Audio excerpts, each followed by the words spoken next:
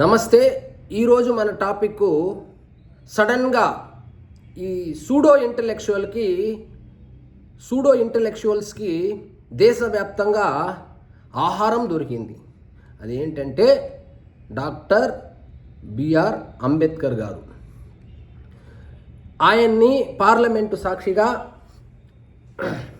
సాక్షాత్తు హోంమంత్రి అమిత్ షా గారు అవమానం చేశారని, హిందీ వచ్చో రాదో లేకపోతే పూర్తి వీడియో చూసేటువంటి ఓపిక ఉందో లేదో నాకైతే తెలియదు, కానీ ఉచ్చాపుకోకుండా పూర్తి వీడియో చూడకుండా 30 సెకండ్స్ బిట్టు ఏదో కట్ చేసి కాంగ్రెస్ ఎకోసిస్టమ్ వాళ్ళు వైరల్ చేస్తే దాన్ని చూసి కొంతమంది స్పందించారు. అందులో తమిళ యాక్టరు విజయ్ ఒకరు కాక మరొక ఆయన దేశాన్నే ఉద్ధరించడానికి పుట్టినటువంటి ప్రకాష్ రాజ్. వీళ్ళిద్దరికీ కాసేపు చరిత్ర పాఠాలు చెప్దామని డిసైడ్ అయినా. అసలు బిఆర్ అంబేద్కర్ గారిని గౌరవించింది ఎవరు? బిఆర్ అంబేద్కర్ గారికి భారతరత్న రావడానికి కారణం ఎవరు అని గూగుల్ చేయండి. విపి సింగ్ గారు ప్రధానమంత్రిగా ఉన్నప్పుడు సభలో మన అంబేద్కర్ గారికి భారతరత్న ఇవ్వాలని ప్రపోజల్ పెట్టింది ఎవరు, డిస్కషన్లో పాల్గొనింది ఎవరు అని చెబితే 2 పేర్లు ప్రధానంగా వినిపిస్తాయి. అది స్వర్గీయ వాజ్పేయి గారు ఒకరైతే, మన అద్వానీ గారు 2. అంబేద్కర్ గారికి భారతరత్న ఇవ్వాలని 2 సార్లు ప్రపోజల్ పెట్టినప్పుడు ఆ ప్రపోజల్ని తిరస్కరించింది ఈ సోకాల్డ్ కాంగ్రెస్ పార్టీ కాదా? ఆ ప్రపోజల్ని తిరస్కరించింది ఈ సోకాల్డ్ మన రాహుల్ గాంధీ గారి నాన్నమ్మ మరియు వాళ్ళ తాత కాదా? చరిత్ర తెలుసుకోకుండా ఈరోజు రాహుల్ గాంధీ చేతిలో రాజ్యాంగం పెట్టుకొని ఆ రాజ్యాంగాన్ని రాసిన ఆయన్ని అవమానించినటువంటి ఫ్యామిలీ నుంచి వచ్చినటువంటి రాహుల్ గాంధీ బాబాసాహెబ్ గురించి మాట్లాడడము, రాజ్యాంగం గురించి మాట్లాడడము చూస్తుంటే ఏ అవయవంతో నవ్వాలో నాకైతే తెలియడం లేదు. సరే, ఆయన ఏదో స్టంట్లు వేస్తాడనుకో, దాన్ని చూసి ఈ ప్రకాష్ రాజు పిసుక్కుంటున్నాడు, ట్వీట్లు వేస్తున్నాడు. ఈయన పెద్ద అంబేద్కర్ గారికి వారసుడైనట్లు. ప్రకాష్ రాజ్ గారు అంబేద్కర్ గారికి అవమానం జరిగినప్పుడంతా మీరు స్పందించేటట్లయితే మా ఆంధ్రాలో అంబేద్కర్ గారి పేరు తీసేసి జగన్మోహన్ రెడ్డి గారి పేరు పెట్టుకున్నారు ఒక పథకానికి. అప్పుడు తమరు యాడ తొంగున్నారు సార్? అప్పుడు స్పందించలేదేం? మరి స్పందించరు. ఎందుకంటే ఆయన బీజేపీ కాదు కదా. జగన్మోహన్ రెడ్డి అనే ఆయన బీజేపీకి సంబంధించిన వాడు కాదు కదా. జగన్మోహన్ రెడ్డి అనే ఆయన ముఖ్యంగా హిందువు కాదు కదా. కాబట్టి స్పందించవు. సరే, నీకైతే నీ కథ తెలిసిందే. మరి ఆ విజయ్ గారికి ఏమైందో నాకు తెలియదు. విజయ్ గారు రాజకీయాల్లోకి వచ్చారు. రాజకీయాల్లోకి వచ్చిన రాజకీయ నాయకుడికి ప్రధానంగా ఉండవలసిన లక్షణం చరిత్ర చదువుకోవడం. చరిత్ర చదువుకోండి. ఒకవేళ చదివే ఓపిక లేకపోతే ఎవరినైనా అడిగి తెలుసుకోండి. అంబేద్కర్ గారిని ఎవరు సత్కరించారు? అంబేద్కర్ గారిని అంబేద్కర్ అనే పేరునే మాయం చేసేయాలని చూసింది ఏ పార్టీ, ఎవరు అని? అంబేద్కర్ గారిని అవమానించింది రాహుల్ గాంధీ వాళ్ళ తాత. అంబేద్కర్ గారిని అవమానించింది రాహుల్ గాంధీ వాళ్ళ అవ్వ.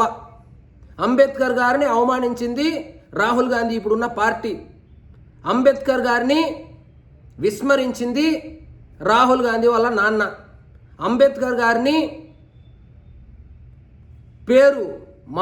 పేరు లేకుండా, గుర్తింపు లేకుండా చేసింది రాహుల్ గాంధీ వాళ్ళ తల్లి. ఇప్పుడు అదే రాహుల్ గాంధీ ఓట్ల కోసము అమిత్ షా చెప్పినటువంటి మాటలను వక్రీకరిస్తూ మాట్లాడుతున్నాడు. ఏమన్నాడండి అమిత్ షా? బాబు, అంబేద్కర్ గారిని సత్కరించింది ఎవరో ఆయన హిందీలో చెప్పాడు, నేను దాన్ని తెలుగులో ట్రాన్స్లేట్ చేసి నా స్టైల్లో వివరించే ప్రయత్నం చేస్తా. ఏమన్నాడు ఆయన? అంబేద్కర్ గారిని గౌరవించింది ఎవరో అంబేద్కర్ గారి ఆశయాలను ముందుకు తీసుకుని వెళ్తున్నది ఎవరో ప్రజలకు తెలుసు. మీరు అంబేద్కర్ గారు మీ చేతిలో అధికారం ఉన్నప్పుడు అంబేద్కర్ గారి పేరునే నామరూపాలు లేకుండా చేసి అవమానించి ఎన్నికల్లో పోటీ చేస్తే ఓడించినటువంటి పార్టీకి సంబంధించిన మీరు ఈరోజు అంబేద్కర్ అని అంబేద్కర్ నామస్మరణ చేయడము చండాలంగా ఉంది. దానికన్నా అంబేద్కర్ నామస్మరణ చేస్తే జనాలు మిమ్మల్ని నమ్మే పరిస్థితుల్లో లేదు. దానికన్నా ఏదో దేవుడి పేరు తలుచుకుంటే అన్నిసార్లు కనీసం మీరు మోక్షమైనా వస్తుంది, మీరు చేసినటువంటి పాపాలైనా పోతుంది అన్నాడయ్యా. ఇందులో తప్పేముంది? ఇందులో బూతులేముంది? ఇందులో అంబేద్కర్ గారిని అవమానించినట్లు మాట్లాడడం ఏముంది? హిందీ రాదా లేకపోతే పూర్తిగా వీడియో చూడరా? అంబేద్కర్ గారిని గౌరవించింది భారతీయ జనతా పార్టీకి సంబంధించిన వాళ్ళు కాదా? అంబేద్కర్ గారి ఇల్లుని డెవలప్ చేసింది ఎవరు? గుర్తింపు తీసుకొచ్చింది ఎవరు? లండన్లో అంబేద్కర్ గారు బస చేసినటువంటి దానికి సంబంధించినటువంటి నివాసాన్ని కొనుగోలు చేసింది ఎవరు? అంబేద్కర్ గారి పేరు మీద ఉన్నటువంటి ఏదో డిస్ప్యూట్ ల్యాండ్ని క్లియర్ చేసింది ఎవరు? అంబేద్కర్ గారికి భారతరత్న ఇచ్చింది ఎవరు? ఇప్పించింది ఎవరు? కాబట్టి చరిత్ర చదువుకొని స్పందిస్తే బాగుంటుంది. ఫైనల్గా నేను చెప్పవచ్చేది ఏమంటే, అంబేద్కర్ గారిని రాజకీయాల్లోకి లాగడము మానేయండి. అది ఓల్డ్ స్టంట్. ఆయన పేరుని వాడుకొని రాజకీయాలు చేసి 4 ఓట్లు సంపాదించుకోవడం అనేది ఓల్డ్ స్టంట్. ఇప్పుడు ఇంటర్నెట్ కాలం, అందరికీ అందుబాటులో ఉంది ఇన్ఫర్మేషను. వాళ్ళకు తెలుసు గౌరవించింది ఎవరు, అవమానించింది ఎవరు, పేరే లేకుండా చేద్దామనుకునింది ఎవరు, రాజకీయాల్లో ఓడించింది ఎవరు, ఆ ఓటమికి ప్రచారం చేసింది ఎవరు, అన్నీ తెలుసు. కాబట్టి ఇట్లాంటి స్టంట్లు ఇంకా నడవదు. ఇంకా ఈ విజయ్కి చెప్పేది ఏమంటే, కొంచెం చదువుకోండి సార్, చదువుకొని స్పందించండి. ఆ వీడియో పూర్తిగా చూడండి. హిందీ రాకపోతే ఎవరినన్నా ట్రాన్స్లేటర్ని పెట్టుకొని దాని అర్థం ఏందో అడగండి. మీకు తెలుగు వచ్చు కాబట్టి ఈ వీడియో చూడండి. ఇంకా ప్రకాష్ రాజు గురించి ఏం చేద్దాం? ప్రకాష్ రాజు బీజేపీకి వ్యతిరేకంగా ఎక్కడ వార్త వచ్చినా వచ్చేస్తాడు. ప్రకాష్ రాజు సనాతన ధర్మం అంటే పరిగెత్తుకుంటూ వచ్చేస్తాడు. ప్రకాష్ రాజు ఏదైనా హిందువులకు సంబంధించిన ఏదైనా డ్యామేజ్ జరిగే విషయం అంటే పరిగెత్తి వచ్చి స్పందిస్తాడు. డ్యామేజ్ ఇంకా ఎక్కువ ఉన్నాయి. కాబట్టి పుల్లలు పెట్టే పని మానే ప్రకాష్ రాజ్. తమరు పోటీ చేసినారు, ఎక్కడ ఎన్ని ఓట్లు వచ్చినాయి పోయి గూగుల్లో చూడు. అది నీ క్రెడిబిలిటీ. ఏదో సోషల్ మీడియాలో నువ్వు ట్వీట్ వేస్తే కాంగ్రెస్ ఎకో సిస్టమ్కి సంబంధించిన వాళ్ళు 4 రీట్వీట్లు కొడతారు, కమ్యూనిస్టు భావజాలం ఉన్న వాళ్ళు 4 లైకులు కొడతారు, టీఆర్పీ కోసం నిన్ని టీవీ ఛానల్లో కూర్చోబెట్టుకొని కాసేపు మాట్లాడిస్తారు. అంతకు మించి ఏమీ లేదు.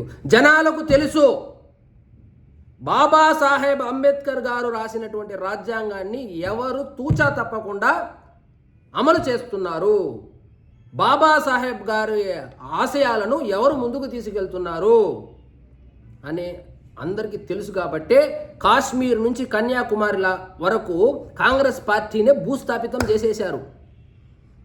సో ఇంకా అక్కడక్కడ ఉండేది కూడా పోతుంది. ఇట్లాంటి స్టంట్లు వేస్తే ఆ గెలిచిన 1-2 చోట్లు ఉన్నాయి కదా, ఆ 100 సీట్లు కూడా రాదీశారు.